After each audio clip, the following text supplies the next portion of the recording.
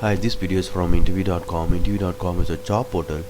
If you're looking for a job, you can log on to interview.com and you can post your resume with us. In this video, I'm going to talk about explain the encapsulation principle. Encapsulation is a process of binding or wrapping the data and the code that operates on the data into a single entity. This keeps the data safe from outside interface and misuse. One way to think about encapsulation is a protective wrapper that prevents code and data from being arbitrarily accessed by other code defined outside the wrapper. Private. I have made the account. There is a account balance variable. I have made it as private. This is one of the step. You should not make it as public,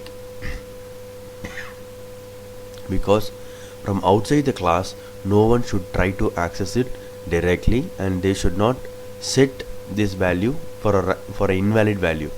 If they want to access this account balance, they should always call set account balance. It is up to the set account balance to change this data. So the set accounts balance is the encapsulation.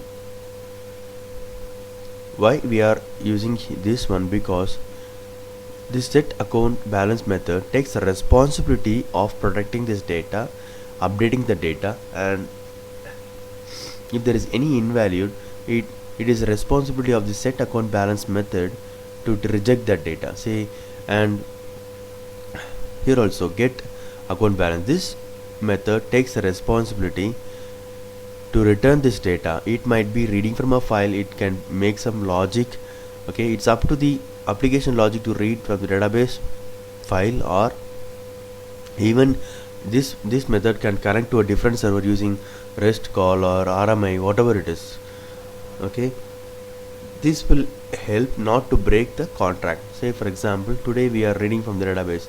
After 6 months we are going to read from a file or connect to a server and get this value.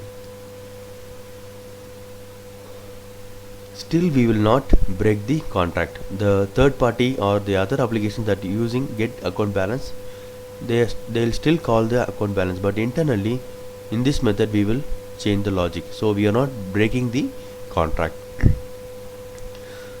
So ultimately the data should not be marked as public, because no one should, from outside this class, no one should access this directly. They should always call these APIs contracts. The contract will take the responsibility of protecting the data, accessing the data, and it will maintain the integrity of the data. So from outside the class they should not directly access.